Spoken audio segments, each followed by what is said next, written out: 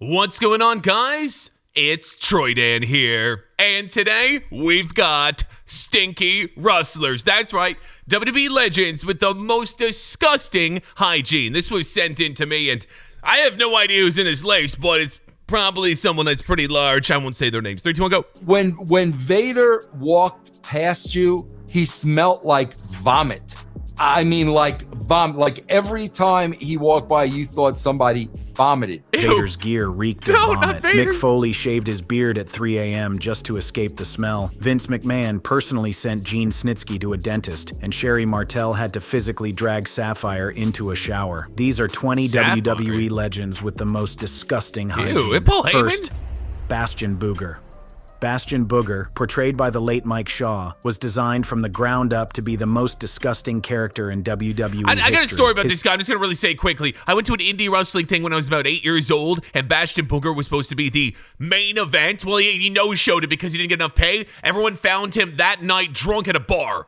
That's what I'm pointing that out. His attire was perpetually stained, his hair was greasy and unkempt, and his entire persona revolved around the idea that this was a man who simply could not, or would not, clean himself properly. WWE leaned into the bit hard, having Booger eat dog food on Monday Night Raw in segments that made audiences physically recoil. imagine touching his WWE hand. themselves placed him on their official 15 grossest superstars in WWE history list. But here's where it gets worse. According to colleagues who had to get in the ring with the man, the smell wasn't entirely an act. The gimmick and the reality blurred together in a way that made working with Bastion Booger a genuine sensory punishment. Look at this dude's physique. No shit, he stinks.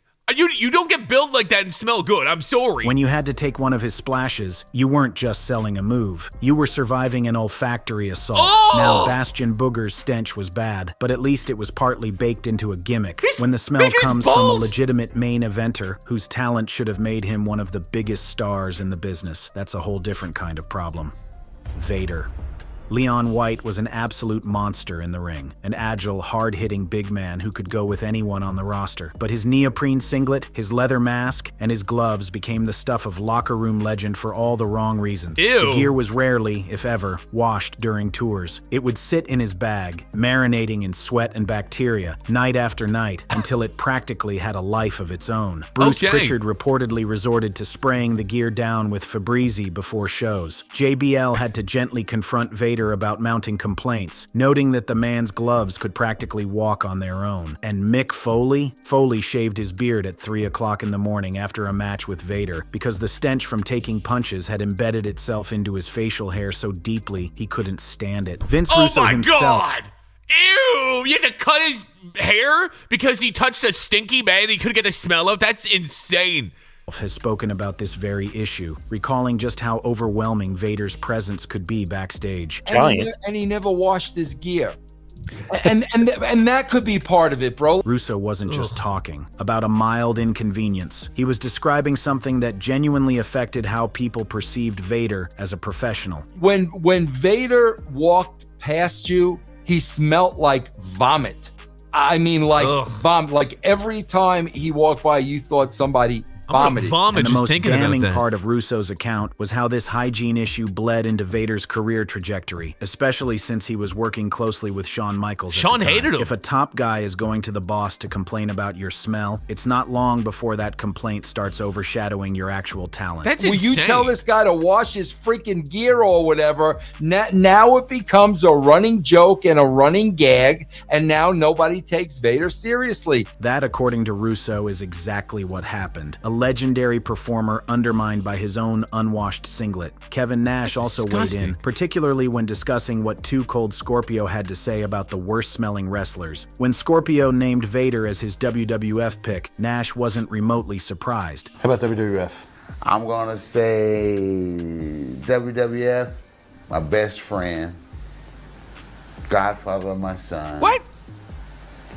Some of the most stinkiest gear I would have to say Vader. I guess But it's your Nash best also friend. acknowledged the underlying And you didn't problem. tell him to It wash. wasn't that Vader himself was dirty, make him it was wash. the nature of the gear. People used to say Vader, but more or less it was the sweat that was in his mask. Because, you know, leather, you can't wash the leather, the clothes, the knee pads. The irony is that by all accounts, Vader was a clean person. The problem was entirely about gear maintenance, or the lack of it. But if Vader's issues could at least be explained by the material of his gear, the next Legend's challenges went far deeper, rooted not in negligence, but in a medical condition that made even basic cleanliness a daily battle. What? Andre the Giant. Oh. Andre suffered Wait, from acromegaly, are all the stinky a people condition dead? Is that what's going on here? that caused his body to grow to extraordinary proportions throughout his life. Standard showers, standard toilets, standard everything. None of it was built for Heard a he man pooped his on a size. bed with, he improvised garbage bags laid constantly, down. relying on bucket and sponge baths just to get by. Combined with his legendary alcohol consumption, Andre carried a body odor that colleagues found difficult to endure. Jake Roberts and others have spoken openly about how overpowering it could be. And then there was the flatulence. Hulk Hogan has told the story countless times. Andre once let loose a fart during a pin that reportedly lasted 40 seconds, leaving everyone gasping for air. Andre's case deserves empathy more than ridicule, because the man was fighting a battle against his own body every single day, and standard hygiene was just one more thing his 40-second condition fart. made enormously difficult. Andre's situation was tragic because the man genuinely couldn't help it, but the next legend on this list, he absolutely could have helped it. He just didn't seem to think it was all that important. I knew he was stinky. Mick Foley. I knew Mick Foley stunk. As mankind, He Mick looks like he Foley's stinks. leather mask became one of the most iconic props in wrestling history. But behind the scenes, it was also one of the most revolting. The mask was rarely cleaned, and the combination of sweat, heat, and bacteria turned it into something colleagues dreaded being near. Triple H has shared stories about traveling with Foley after shows, describing the experience as borderline unbearable. It wasn't malicious. Foley just didn't prioritize post-match cleanup. His routine apparently involved showering, but then getting right back into sweat-soaked clothes, negating the whole exercise. And then there was Mr. Socko, a filthy sock shoved into opponents' mouths as a finishing maneuver. For the wrestlers on the receiving end, there was nothing funny about having a grimy piece of hosiery jammed into their face after a full match. Foley embraced the chaos, but it made him one of the most dreaded opponents for reasons that's why that The had Rock hit nothing him to so do with hard, his 'cause he hardcore style. smelled Speaking bad. of Smelled he was hardcore, cocaine. if a dirty sock in the mouth sounds bad, imagine worrying about what's in your opponent's open wounds. That's the nightmare that awaited anyone who stepped into the ring with the next name on this list: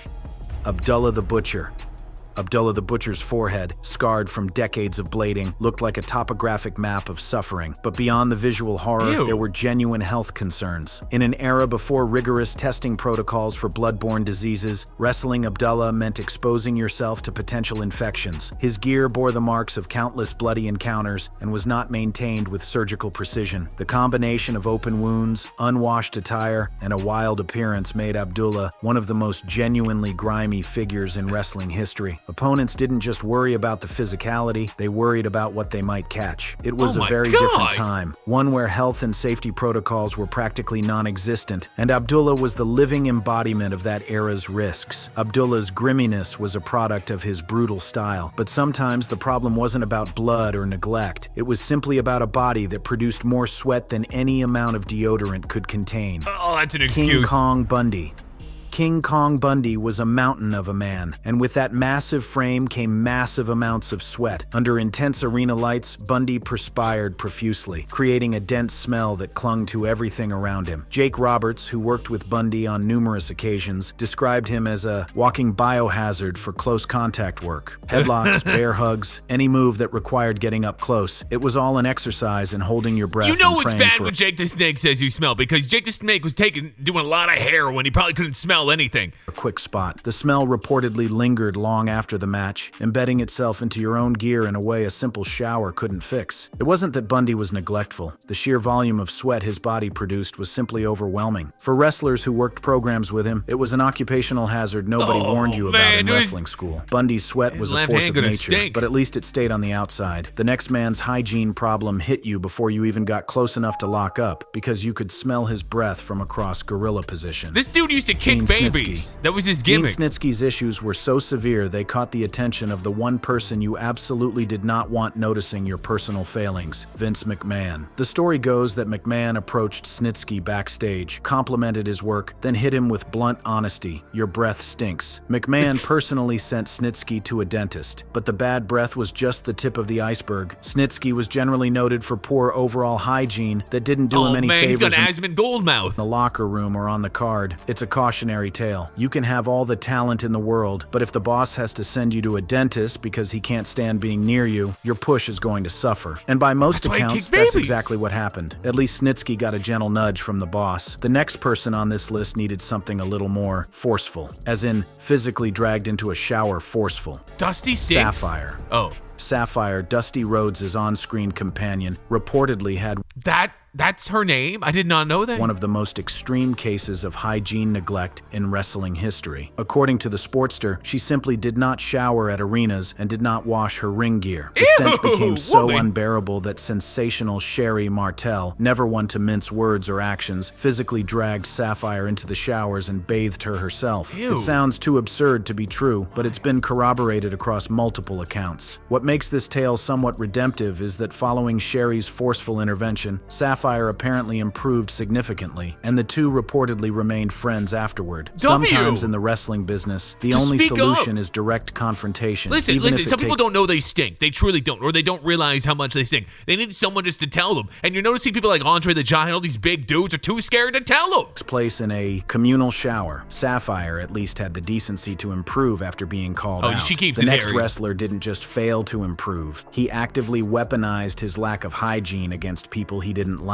Wait, the stink face actually stunk? Rikishi's signature stink face was supposed to be humiliating as a piece of wrestling theater, but according to multiple accounts, the reality was even worse. Rikishi reportedly skipped certain hygiene steps before matches, particularly against opponents he didn't care for. The stink face went from comedically gross to genuinely nauseating, stone cold. Steve Austin recounted enduring Rikishi's intentional efforts to make the move as unpleasant as possible, including farts that made the ring smell so bad everyone pretended not to notice. Rikishi's character was built around being a fun-loving, crowd-pleasing big man, but behind the scenes, he was apparently weaponizing his own body against people what was he doing? Not wiping? WWE was he letting placed it him on their grossest superstars list, and it was very much earned. Rikishi turned his rear end into a weapon of mass destruction, but when it comes to equipment that developed a life of its own, the Big Red Machine's gloves deserve their own spot in the Hall of Shame. Oh?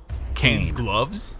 Kane's gloves developed a reputation of their own over the years. Big Show described the smell with the vivid comparison to rancid yak meat, a recurring issue from sweat accumulation in equipment that wasn't properly aired out. Big Show's advice? Freeze the gear to kill the bacteria. It's a practical solution that speaks to how creative wrestlers had to get on the road. Kane was a consummate professional in every other respect, but those gloves became a running locker room joke, a reminder that even the most disciplined performers could fall victim to sweating through heavy leather night after night. Kane's gloves were foul, but at least contained to his hands. The next legend carried his stench across his entire body, and his peers had no problem telling the world about it.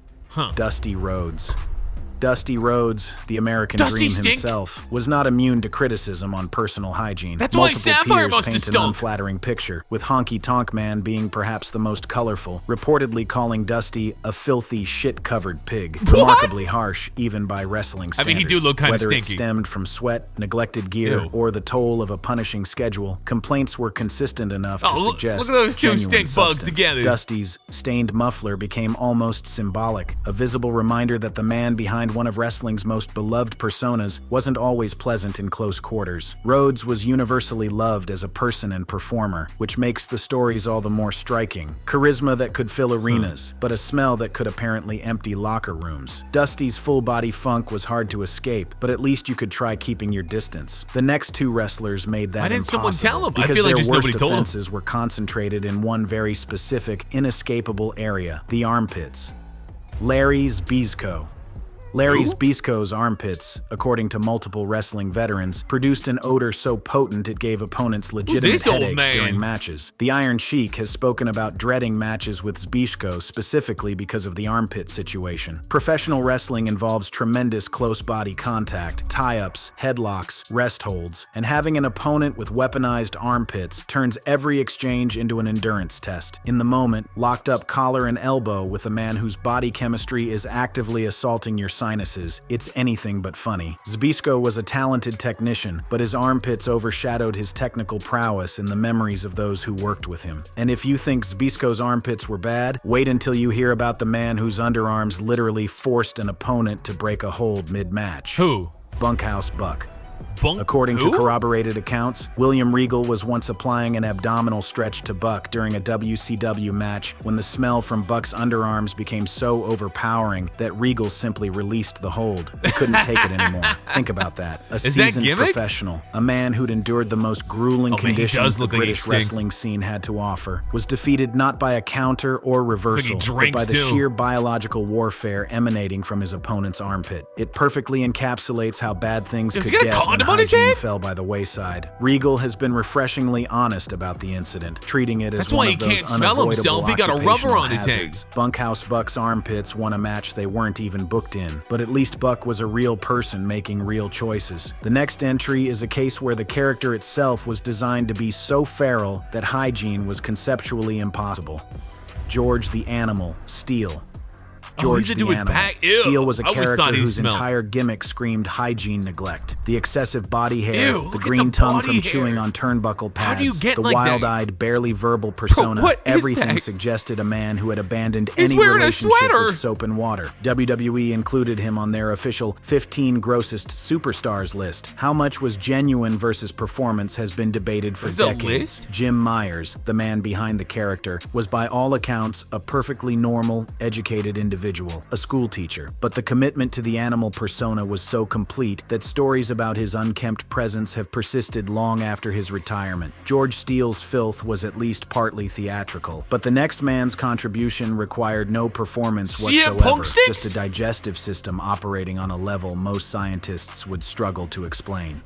CM Punk. Sticky Punk? CM Punk's entry comes from a different angle. Not body odor or unwashed gear, but flatulence of truly biblical proportions. Fart? According to multiple colleagues, including Edge and the Hardy Boys, Punk's gas was described as ungodly, used with complete sincerity. It became a running joke during his babyface run, when locker room camaraderie made it easier to laugh than confront. The stories suggest this wasn't garden variety digestive trouble, but something that could genuinely alter a room's atmosphere. In a business where you're constantly in close quarters, sharing locker rooms, cars, hotel rooms, and planes, weapons-grade flatulence follows you for your entire career. Punk's gas cleared rooms, Ew. but at least it dissipated eventually. The next wrestler's stench CM was so fart. permanently embedded in his gear that even Bret Hart demanded full decontamination before agreeing to work with him. Bret Hart stink? Konnan. Konnan's Connan's lost hygiene his issues leg. centered on his ring gear, which by multiple accounts was washed with the frequency of a leap year. The stink was so well known that Bret Hart reportedly insisted on a delousing before agreeing to work with him. When Bret the Wow. Hitman Hart, known for his professionalism and willingness to work with anyone, demands a cleansing ritual before stepping in the ring with you, that tells you everything about the severity. Facts. It's yet another example of how the demanding travel schedule could turn simple neglect into a career-defining reputation. Konnan at least had specific stories attached to his name. The next wrestler didn't need dramatic anecdotes. The consensus was so universal that his reputation spoke for Wait, is this itself. person? Is this AI? I'm just Adrian glued- Adonis. Is that Adrian Drake's name? Adonis was, by the accounts of multiple contemporaries, simply a known stinker. The label has followed him through wrestling he's history in a with a diaper. consistency that Ew. suggests it was Ew. common knowledge among the Ew. boys. Adonis was a talented performer who could work a variety What of the- styles, but persistent Blaze? reports of poor hygiene became an inescapable part of his legacy. It's a reminder that in professional wrestling, your reputation is built on everything, not just promos and matches, but how you carry yourself behind the curtain. And for Adonis, the behind-the-curtain reputation was not pleasant. Adonis was a solo act of stench. But what happens when you double the bodies and double the funk? You get a tag team whose very name promised exactly the kind of experience you'd get working with them. The Nasty Boys. Oh, The Nasty Boys, Brian Knobbs and Jerry Yeah, Saggs, look at that were a team mouth. whose name foreshadowed their hygiene That's a reputation. mouth only a Their mother style could was love. built around being as skeezy and physically unpleasant as possible, with maneuvers prioritizing stomach-churning physicality over technical precision. WWE featured them on their official grossest superstars list, and forums are littered with accounts of their uncleanliness in and out of the ring. They embraced grime as identity, making them effective heels but legitimately unpleasant to work with. When your brand is built around being nasty, it shouldn't surprise anyone that reality matched the marketing. yeah, dude, the they Nasty named the Boys Nasty put their Boys. grossness It front makes and sense. center. The next tag team took a different approach, crowd-pleasing fan favorites on the outside, but reportedly just as grimy where it counted. The Bushwhackers. Oh, yeah, The yeah, no, that makes Bushwhackers, sense. Luke and Butch, are remembered for swinging their arms and licking audience one is members' still heads alive. on their way to the ring. It was fun, family-friendly stuff that delighted crowds throughout the late 80s and early 90s, but the armpit-licking routines carried undertones of genuine hygiene neglect, according to various accounts. Ew. They earned their spot on WWE's 15 Wait, grossest he only got one good superstars tooth? list, blending on-screen antics with behind-the-scenes those were reports fake. I of didn't less realize than it was actually pristine real. habits. Beloved performers, but their commitment to the bit extended, by some accounts, a little too far into their actual personal habits. The Bushwhackers blurred the line between gimmick and grime, but no tag team on this entire list embodied filth quite like the final entry, a duo whose existence was built on being feral, Hardy unwashed, Boys. and completely beyond the reach of civilized society. Legion of Doom. The The Rockers. Moondogs. The The Moondogs' gimmick was essentially that of feral, half-wild men with no regard for civilized behavior, including basic hygiene. Their ratty jeans, unkempt beards, and the bones they carried as chew toys contributed to an image of men living entirely outside normal society. It was effective precisely because at least it looked they're doing the convincingly gimmick, all right? grimy. At least And that's according happening. to WWE's own retrospectives, the line between character and reality was thin enough to make everyone uncomfortable. The Moondogs represent an era where the Moondogs.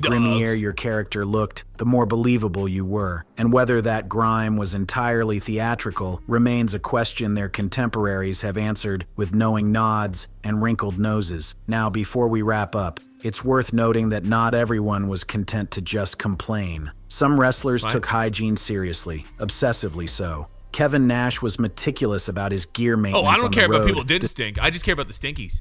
That's all I care about. WWE legends with the most disgusting hygiene. Yeah, that would be awful with those leather masks. Especially Vader's, just and Mankind's too. I guess they'd have been on their face the whole time, every night. They were wrestling like 5 times a week, maybe more, and then and they never would have time to wash.